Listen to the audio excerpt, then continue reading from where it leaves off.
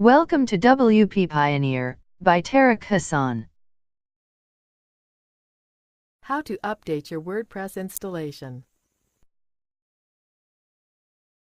This tutorial assumes you've already logged into WordPress and will show you how to update your WordPress installation. First, you can see which version of WordPress you're running right here. Click the Updates link in the left margin.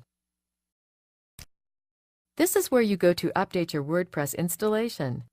You should click Check Again to make sure your installation is up to date. Our version of WordPress is up to date. You can also update your plugins, themes, and translations from this page too.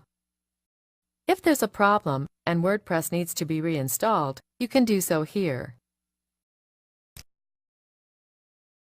Once the installation is complete, you'll see this welcome screen.